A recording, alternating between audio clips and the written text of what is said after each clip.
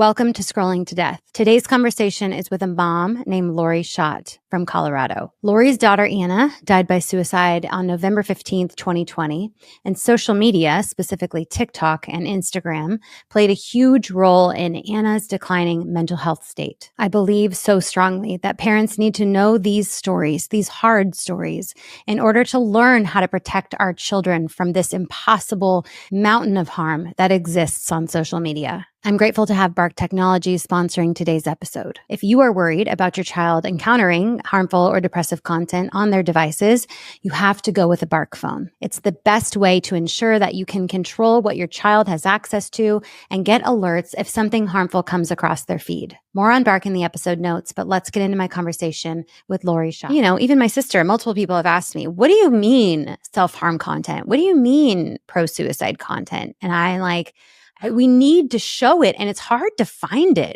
It's hard to get the examples, especially things that have actually already been served to kids and then kids that have been harmed by it. So thank you for releasing that information and pushing it out to people, because that's how we get people pissed off about this and using their voices, is seeing, because there's no explanation for why this type of content should be being served by the social media platforms to children. Honest content is so raw and real. And, as a parent that said, you're not allowed on TikTok, I was adamant about it. Check your phone. You're not on TikTok, are you? Give me your phone. And we just kept hearing bad things about it. And to find out after she passed, and when the team was able to gain access to her phone, that they actually had to tell me, it's like, Lord, she had a TikTok account, plus she had 5 Instagram accounts. And it just set me back. But part of the story. I mean, between her journals, which are just written testimony.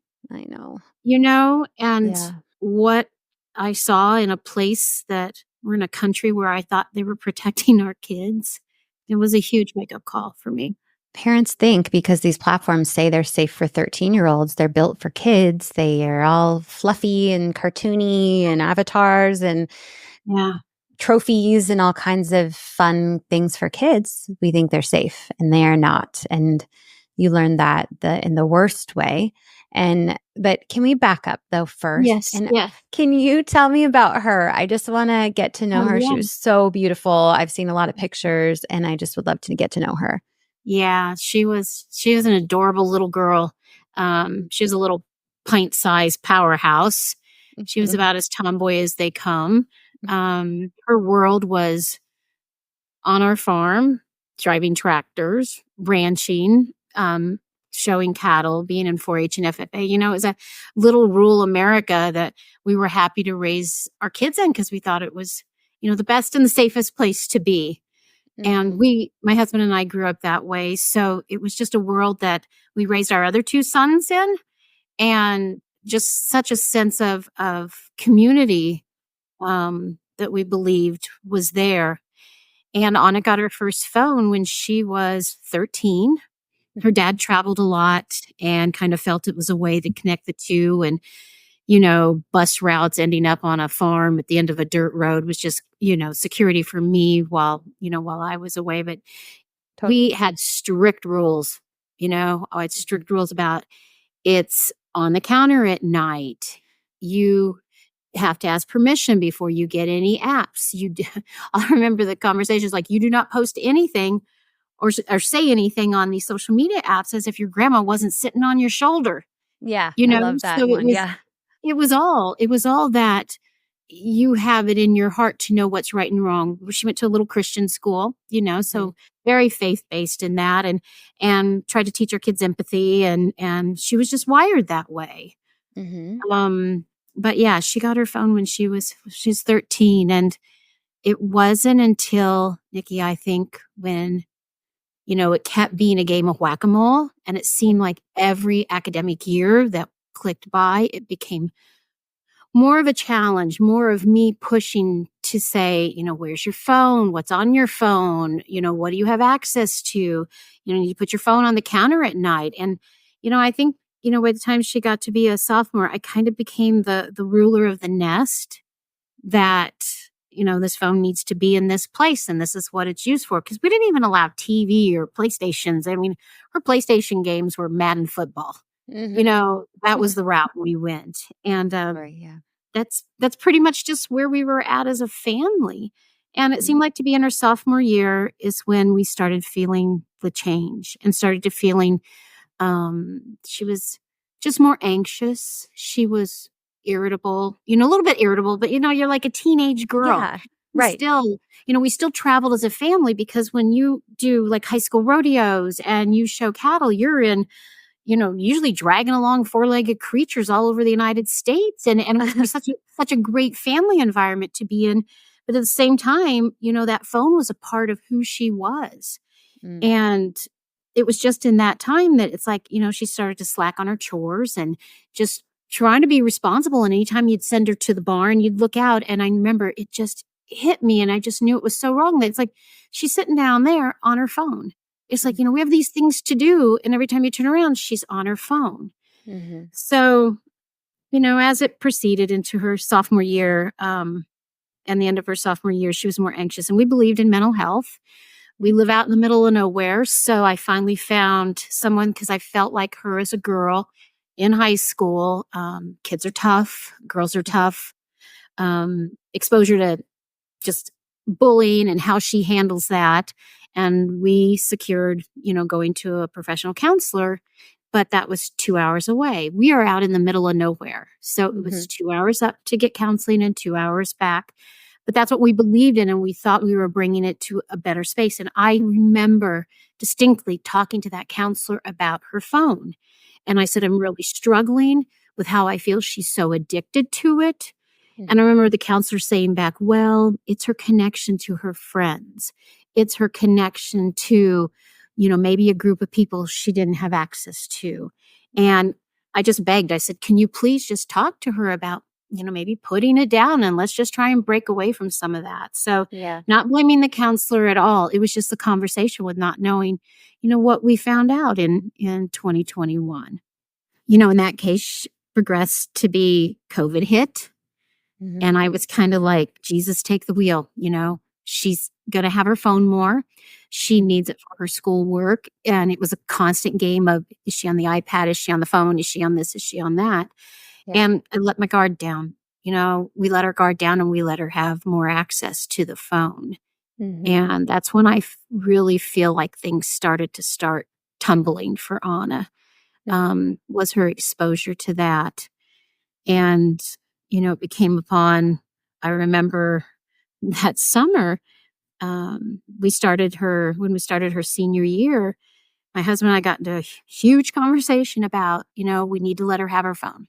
She's going to be a senior. We trust her.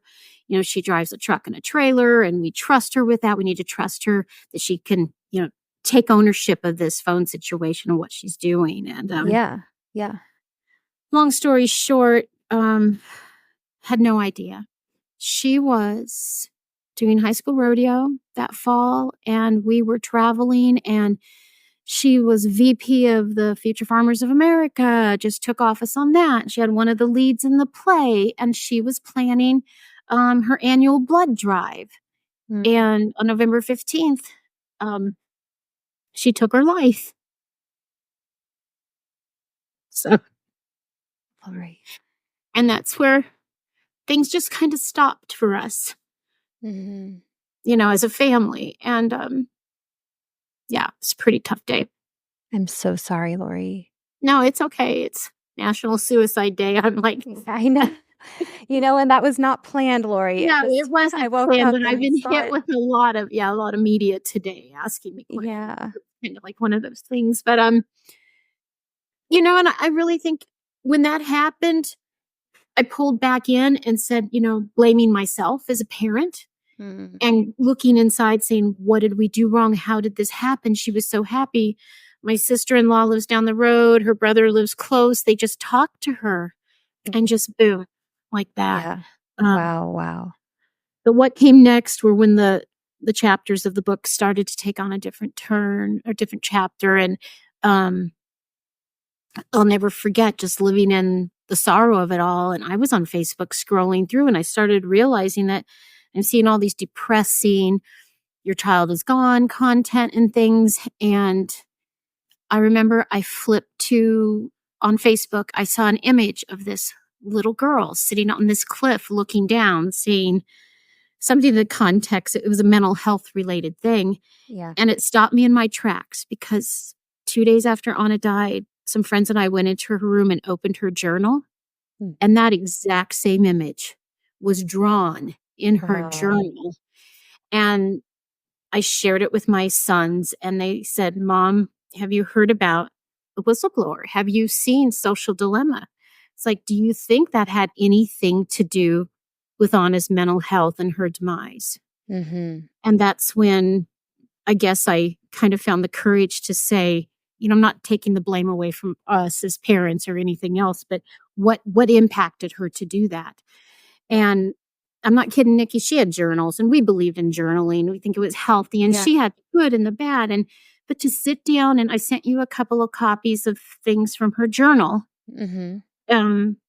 It just set you back. That what world was she thinking about who she was, and what world was she in with the context, and how painful was it for her mental health wise to look at herself in that light and basically, say the things she said about herself. So that was when the world started to open up, and it's like, okay, we don't have access to her phone. We gave her phone her senior year. She can change her passcode.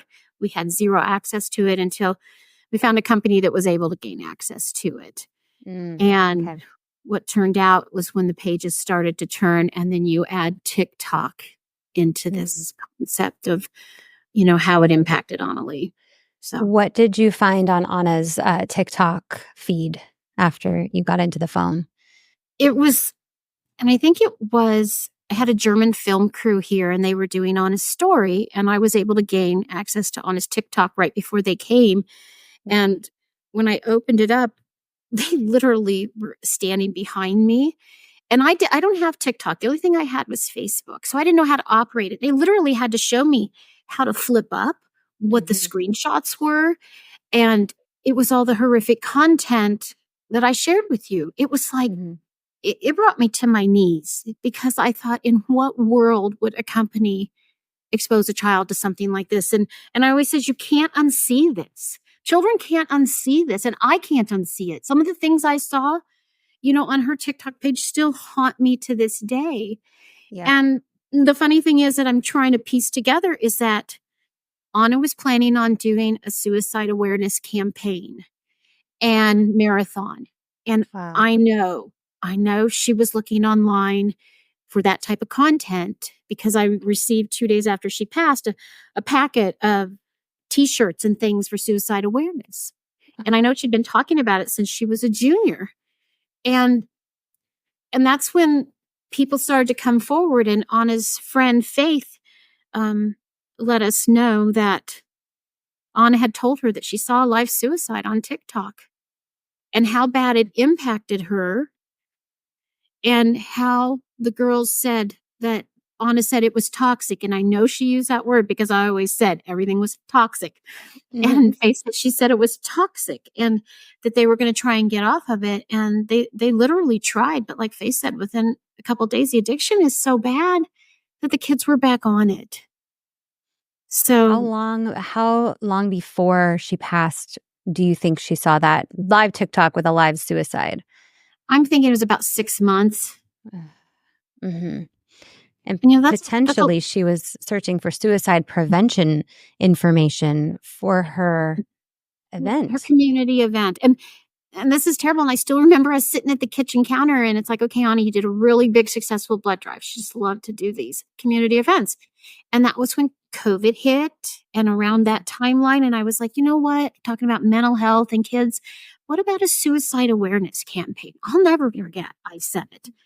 And I know she presented it to her school, because I went back and I found the emails now where we were talking to teachers about it. So I kind of look at it now that I sit back, and it's like, okay, people that are shopping for vehicles, what happens? What shows up? What comes on their feeds?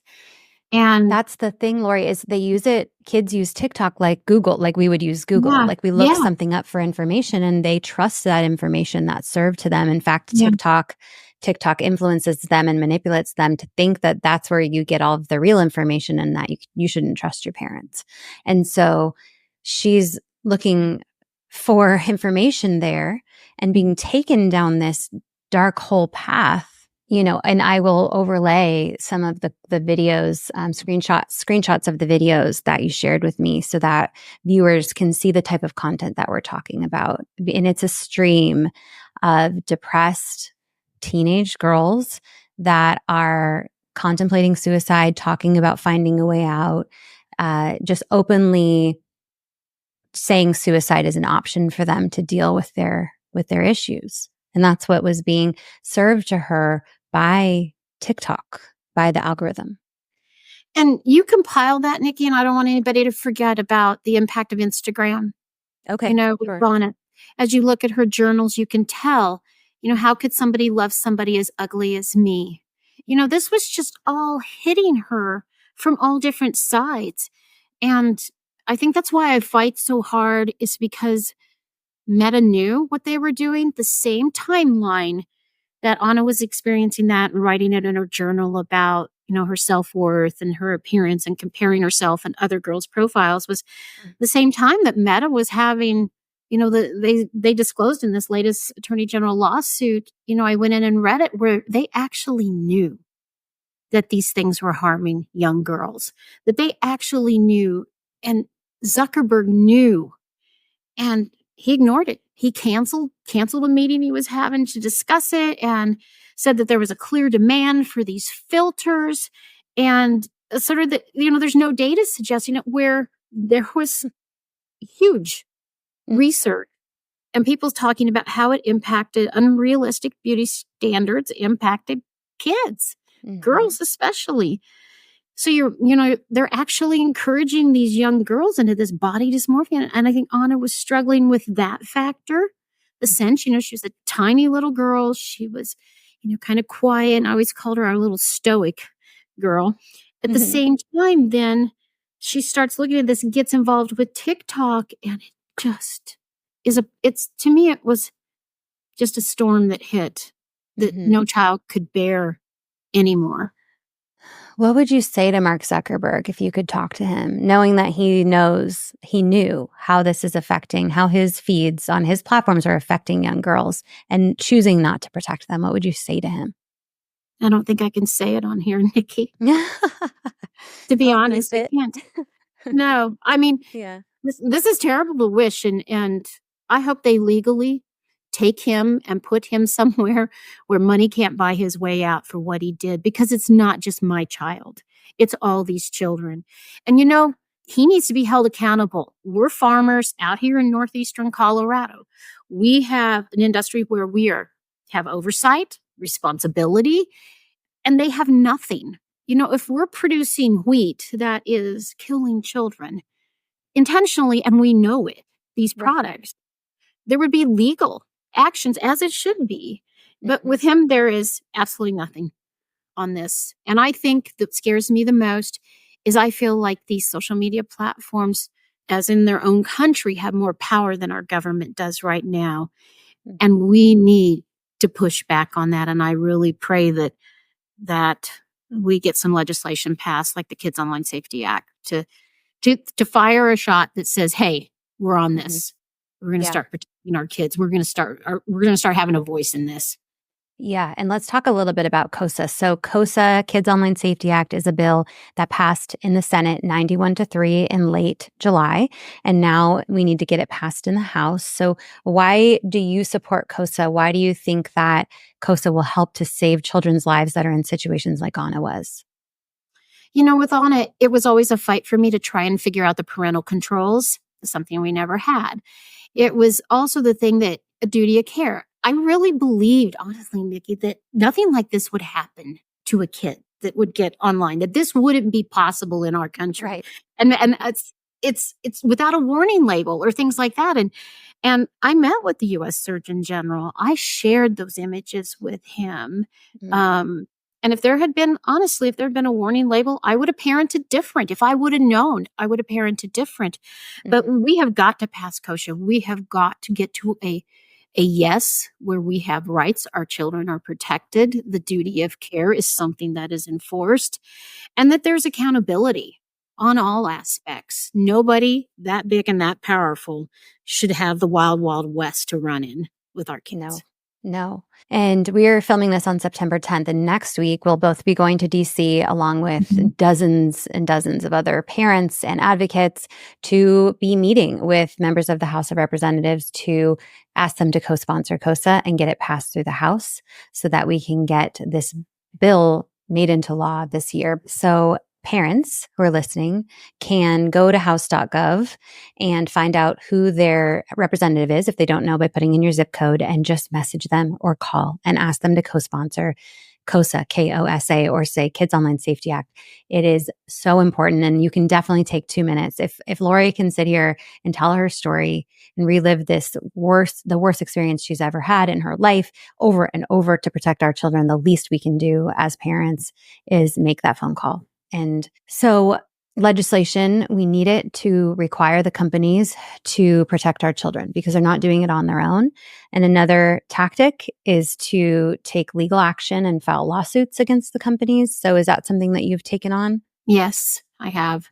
That was kind of the thing that when I received that information was kind of the thing that pushed me to look at all this content that I have, look at what I'm seeing, to contact the Social Media Victims Law Center because I'd heard about them and seen things about them, and working alongside of them because they're not just working on the legislative, on the legal side, they're working on the legislative side, and they're fighting just as hard.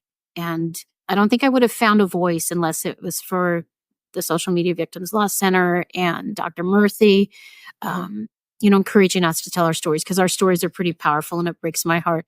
Every harm that you hear about on social media, you can see a child's face that their parent. You can see those kids, and those kids have kind of become like all of our kids on the parents group that have lost children. So I think, in short, this is a hill I'm willing to die on for this cause.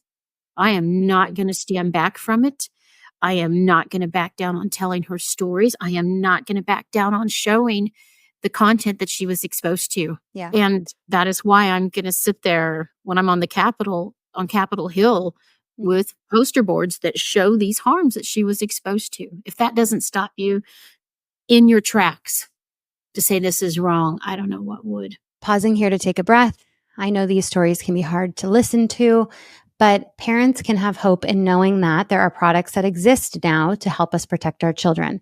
A product that I love to recommend is called the Bark Phone. We don't have to be in the dark thanks to the monitoring technology from Bark. Bark looked deep into stories like Anna's in order to help families avoid tragedies like what happened to their family. With the Bark Phone, you can manage what your child has access to, approve contacts, block certain sites after bedtime, and a lot more. It can grow with your child, adding new features and apps as they mature, or dial it back to give them a breather. Giving your child a phone can be super scary and stressful, but Bark can alleviate that stress and allow us to focus on what's important, keeping that connection with our child strong. Now back to my conversation with Lori.